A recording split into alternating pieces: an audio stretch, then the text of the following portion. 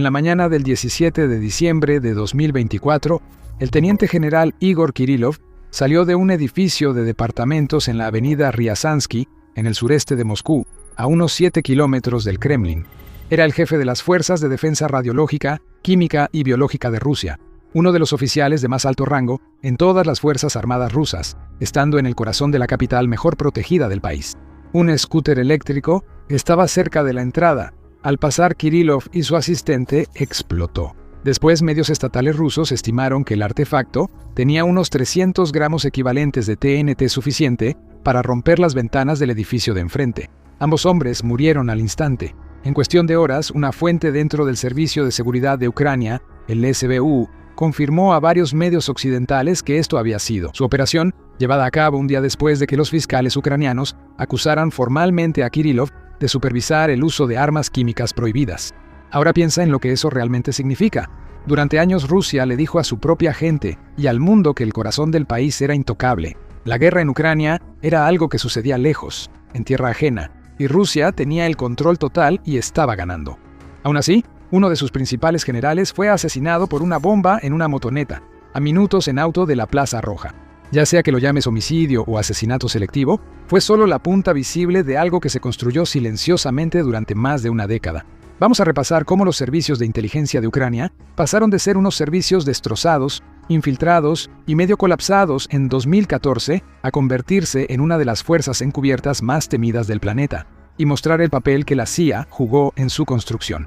Para entender cómo llegamos aquí, necesitamos regresar a 2014, cuando Rusia se apoderó de Crimea y encendió la mecha de la guerra en el Donbass. Los servicios de seguridad de Ucrania no solo eran débiles, también estaban comprometidos internamente. De hecho, la sede de la SBU en Lugansk, que está en el propio Donbass, fue asaltada en abril de 2014 durante el preludio de la guerra en el Donbass. Un análisis de Marek Siewiek, un oficial de la Agencia de Seguridad Interna polaca y especialista en operaciones de los servicios secretos rusos, sugiere que la SBU ya había sido infiltrada por los servicios secretos rusos. Los hechos básicos de ese día no están en disputa. El 6 de abril de 2014, una multitud se abalanzó hacia el edificio regional de la SBU, y para cuando todo terminó, la sede había caído y su armería estaba vacía. Desapareció todo un arsenal de rifles de uso militar, granadas y explosivos, suficiente para ayudar a armar la insurrección que estaba a punto de envolver el Donbass y desencadenar la guerra. Y la forma en que cayó el edificio es peculiar. A los oficiales dentro, incluidos hombres de la unidad de élite Alfa, se les había ordenado entregar incluso sus pistolas de servicio. El almacén de armas estaba asegurado con minas falsas. Una guarnición cercana de 12,000 soldados no envió refuerzos, y los arrestados la noche anterior fueron liberados entre la multitud, donde ayudaron a liderar el asalto. Por separado, estos hechos podrían deberse al pánico o incompetencia. Sin embargo, en conjunto, analistas polacos señalaron que el edificio fue abierto desde adentro. Argumenta que Rusia no necesitaba reclutar oficiales, ya que podía apoyarse en los políticos locales que controlaban, los padrinos del Partido de las Regiones, cuyas redes abarcaban policía, administración y el servicio de seguridad. Pero esto también fue coincidencia. La evidencia que respalda cuán débil era el SBU en ese momento fue el testimonio del hombre que tomó el mando después de la revolución, Valentín Naliyevichenko. Él dijo que heredó un servicio que estaba vacío, ya que su liderazgo anterior había huido a Rusia o Crimea sin archivos operativos y sin armas dejadas atrás. Él describió a la agencia como fuertemente infiltrada por el FSB de Rusia y afirmó ser el primer jefe del SBU que realmente comenzó a detener a oficiales del FSB dentro de Ucrania.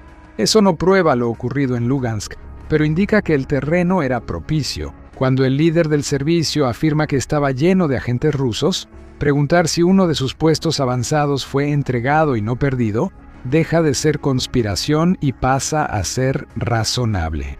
Ese fue el desastre del que partió Ucrania. El país podría regresar a la órbita de Rusia, bajo control de herederos de la KGB, o intentar crear servicios democráticos y pro-occidentales desde los escombros. Kyiv eligió el segundo camino. El hombre que se volvió central en esa reconstrucción fue Valery Kondratyuk, quien trabajó primero dentro del SBU y después asumió el mando del HOR, el Servicio de Inteligencia Militar de Ucrania. En 2015, según investigaciones del Washington Post y el New York Times, la CIA ayudó a impulsar la creación de una nueva unidad especializada del SBU llamada la Quinta Dirección. que combinaba la contrainteligencia con operaciones especiales. Esa unidad empezó a crear redes de agentes en el territorio ocupado, haciendo vigilancia y ejecutando algunas de las primeras acciones encubiertas de Ucrania contra fuerzas proxy rusas. Pero nada de esto era seguro, y los estadounidenses estaban muy cautelosos, con razón. Sabían que la inteligencia ucraniana tenía infiltrados rusos y temían que todo lo que compartieran terminara en Moscú en pocos días. Así que Kondratyuk decidió no dejarlo al azar. Le entregó un montón de documentos militares rusos ultrasecretos, básicamente como un regalo, para demostrar que Ucrania tenía acceso valioso y la disciplina para protegerlo. El exoficial de la CIA, Ed Bogdan, dijo a David Kiryachenko de Forbes que la mentalidad ucraniana en esos años era similar a la que sintieron los estadounidenses tras el 11 de septiembre. Pero los oficiales ucranianos debieron superar décadas de desconfianza de la era soviética antes de que los estadounidenses se abrieran. Y cuando una de las partes entrega constantemente información útil y precisa y demuestra que puede guardar un secreto, la otra parte empieza a compartir más a cambio. Durante años los ucranianos cumplieron. Ahora, lo importante para esta historia.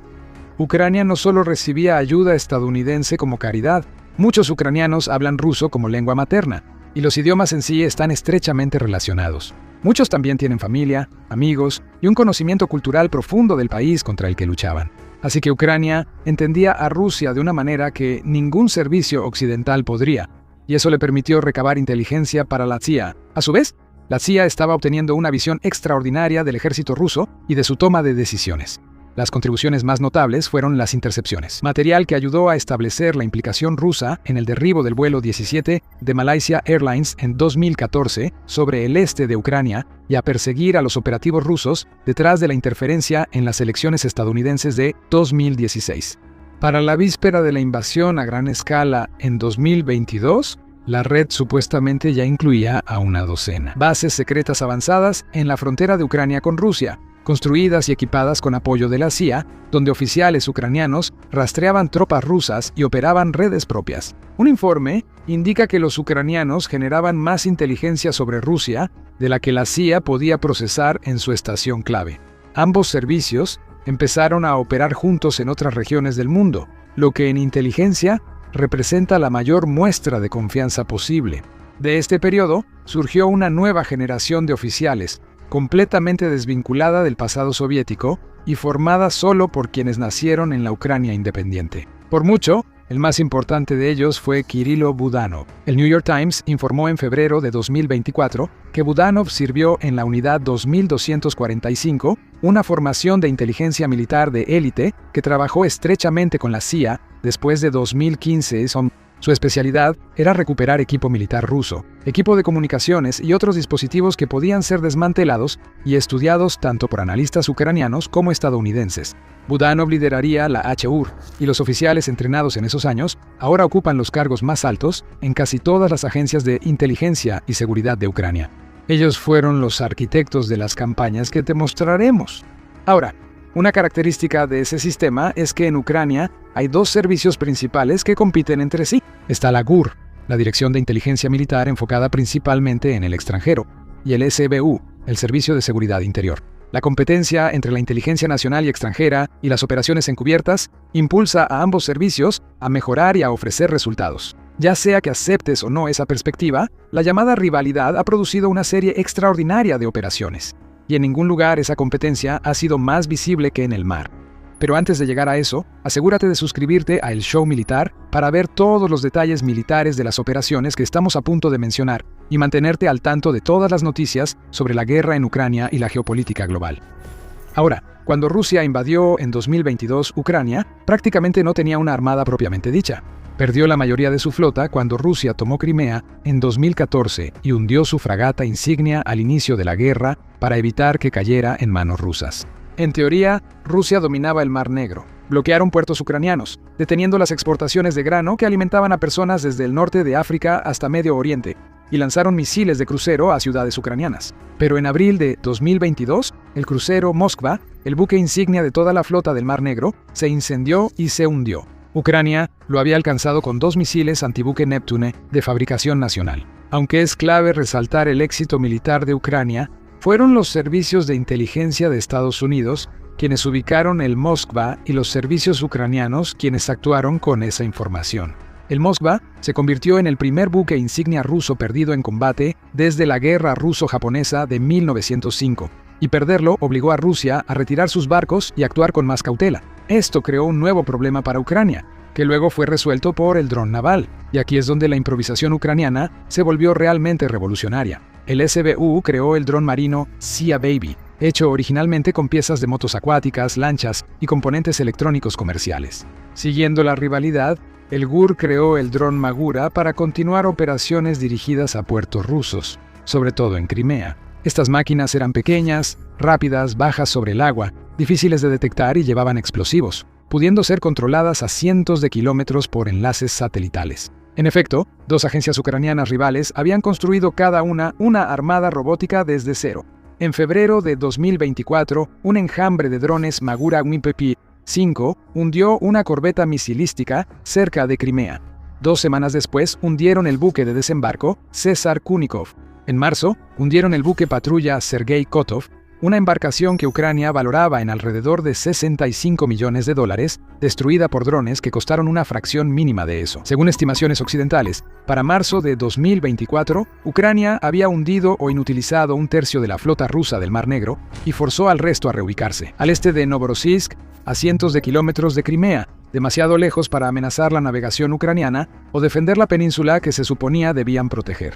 La misma campaña, junto con repetidas operaciones del SBU, golpeó el puente de Kerch, el vínculo simbólico y logístico entre Rusia y la Crimea ocupada, por el que Putin había conducido personalmente un camión para inaugurarlo en 2018. Luego, los drones empezaron ahí a hacer cosas que nadie había hecho antes. En el último día de 2024, un dron Magura disparó un misil modificado guiado por calor y derribó 2 helicópteros Mi-8 rusos frente a la costa de Crimea. Fue la primera vez que un dron naval destruyó una aeronave militar. La primavera siguiente, un Magura Minwi-7, mejorado equipado con misiles Sidewinder de fabricación estadounidense, derribó 2 aviones de combate Su-30 rusos sobre el Mar Negro, según funcionarios ucranianos.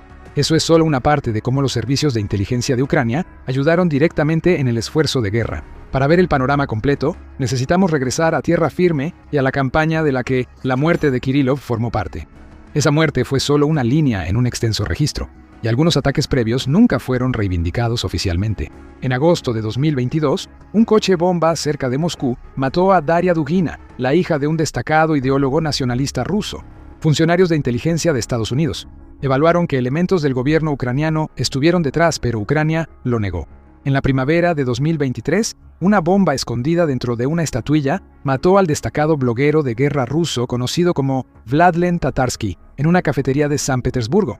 Rusia primero culpó a Ucrania y luego identificó a un activista ruso como quien entregó la estatuilla.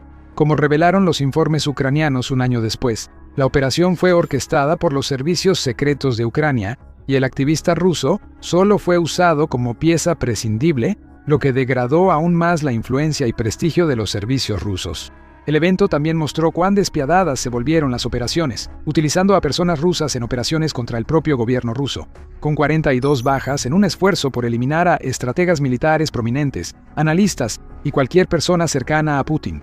Conforme la guerra seguía, el ritmo aumentó y los objetivos pasaron a mandos superiores. En abril de 2025, un coche bomba en Balashishka, justo al este de Moscú, mató al teniente general Yaroslav Moskalik, subdirector de la principal dirección operativa del Estado Mayor General ruso, quien alguna vez participó en las conversaciones de alto el fuego del formato de Normandía. Días después, el presidente Volodymyr Zelensky informó que recibió un reporte del jefe de inteligencia exterior de Ucrania sobre la liquidación de altos cargos rusos y afirmó que la justicia siempre llega, aunque no nombró a Moskalik directamente. En diciembre de 2025, otro coche bomba en Moscú mató al teniente general Fainil Savarov, y en junio de 2026, un comandante de artillería llamado Damir Davidov fue asesinado en ese mismo barrio de Balashishka, a menos de 1 kilómetro de donde murió Moskalik. Quizá te preguntes qué logra esto militarmente. Matar a un general no gana una guerra y es una evaluación justa. Ucrania sostiene que esto tiene un valor psicológico para sus ciudadanos al ver que los criminales de guerra responden por sus actos y para una audiencia occidental que descubre que el alcance de Ucrania llega más lejos de lo que cualquiera creía. Sin embargo, también existe una lógica más fría. Estos asesinatos muestran a cada oficial ruso que ni un uniforme ni un escritorio en Moscú son seguros para planear la guerra contra Ucrania. Obliga a los servicios de seguridad rusos a gastar muchos recursos en protegerse y buscar filtraciones, en vez de enfocarse en el frente. Los servicios secretos de Ucrania también sentaron las bases para las mayores sorpresas de Ucrania en el campo de batalla. Las redes de agentes que la Quinta Dirección y la GUR construyeron dentro del territorio ocupado proporcionaron información de objetivos a las fuerzas ucranianas, permitiendo ataques precisos de largo alcance con drones sofisticados y misiles de nuevo desarrollo.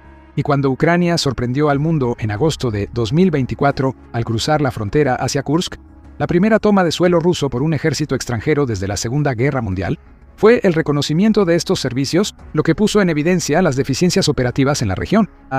La guerra encubierta y la guerra convencional se potenciaban mutuamente, porque cada vez que Ucrania aprovechaba la inteligencia, podía avanzar un poco más la línea del frente, inquietar a los servicios rusos y permitir que sus propios agentes obtuvieran más información para el siguiente avance. Todo esto se concretó a principios de junio de 2025 en la ahora famosa Operación Telaraña. En lo que se reveló como un esfuerzo de 18 meses, los agentes ucranianos habían estado introduciendo de contrabando drones y equipos de lanzamiento en Rusia y ocultándolos dentro de cabañas de madera construidas para parecer casas prefabricadas comunes montadas sobre camiones. El día del ataque, los techos de las cabañas se deslizaron para abrirse en puntos de despliegue cerca de varias bases aéreas rusas. Uno de los objetivos fue Belaya, en Siberia Oriental, que está a más de 4.000 kilómetros de Ucrania. Los drones llegaron en masa y dañaron 2 bombarderos Tu-95 y 2 Tu-22M3 que Rusia había estado usando para lanzar misiles de crucero sobre ciudades ucranianas y que eran una de las pocas opciones que podían transportar misiles nucleares. El SBU de Ucrania inicialmente afirmó haber alcanzado 41 aeronaves, eliminando cerca de un tercio de los portadores estratégicos de misiles de crucero rusos, con daños de unos $7.000 millones. La firma de inteligencia de defensa Janes utilizó imágenes satelitales para evaluar que el ataque destruyó alrededor de 12 aeronaves y dañó varias más. Un alto funcionario de la OTAN estimó que entre 10 y 13 aeronaves fueron destruidas con unas 40 dañadas en total, dejando fuera de combate una quinta parte de la aviación de largo alcance operativa de Rusia. Cualquiera que sea la cifra que tomes, lo importante es que Rusia en realidad ya no fabrica estos bombarderos, así que cada pérdida fue permanente y afectó directamente la capacidad de Rusia para proyectar poder. La última campaña de los servicios secretos fue contra la economía de Rusia, donde de nuevo aparecen huellas de la CIA. Una investigación del New York Times reveló que la CIA y militares estadounidenses ayudaron a Ucrania a mejorar su campaña de largo alcance contra el sector energético ruso. En vez de atacar refinerías al azar, la planificación se enfocó en componentes más difíciles y lentos de reemplazar. En un caso descrito en ese informe, un experto de la CIA identificó un acoplador específico de una refinería cuya destrucción podría dejar la instalación fuera de servicio durante semanas. La misma lógica se aplicó a la flota en la sombra de Rusia, los viejos petroleros que Moscú usa para mover petróleo, sancionado por todo el mundo y mantener el flujo de dinero para su guerra. A la CIA también se le autorizó apoyar elementos de ese esfuerzo, lo que inició en 2014 como ayuda para restaurar un servicio de espionaje. Una década después se volvió una campaña conjunta para asfixiar la fuente financiera clave de la maquinaria de guerra rusa. Y el ángulo político más amplio aquí es igual de importante. Después del enfrentamiento público entre el presidente Donald Trump y el presidente Zelensky en febrero de 2025, Washington suspendió temporalmente la cooperación de inteligencia con Kiev, y públicamente parecía que eso era todo para la asociación entre la CIA y el SBU. Pero la pausa resultó ser de corta duración. El intercambio de inteligencia se restableció en marzo de 2025, lo que permitió que la CIA y los servicios de inteligencia de Ucrania reanudaran su estrecha cooperación. La razón es simple.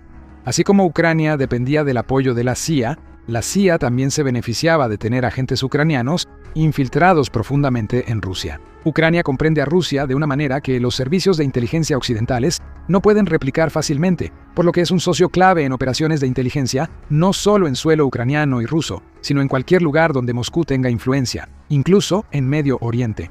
Entonces, ¿cómo influye esto en la guerra en general? El gobierno de Putin depende de la narrativa de que Rusia tiene garras mucho más afiladas que Ucrania y que inevitablemente ganaría la invasión, y que los servicios secretos rusos podrían infiltrarse en Ucrania y mantenerla desequilibrada, llevándola hacia la esfera de influencia geopolítica de Rusia. Pero aunque eso pudo haber sido cierto antes de 2014, la última década vio un vuelco en el equilibrio a favor de Ucrania. Cuando los jefes de espionaje ucranianos salieron de las sombras, demostraron al mundo que ningún lugar en Rusia era intocable. Tal vez un día, esos jefes de espionaje sean responsables de la caída de Putin, ya que está perdiendo el apoyo popular de quienes ayudó a llegar al poder. Para saber más, mira este video y asegúrate de suscribirte para mantenerte al día con todos los acontecimientos de la guerra en Ucrania y la geopolítica global.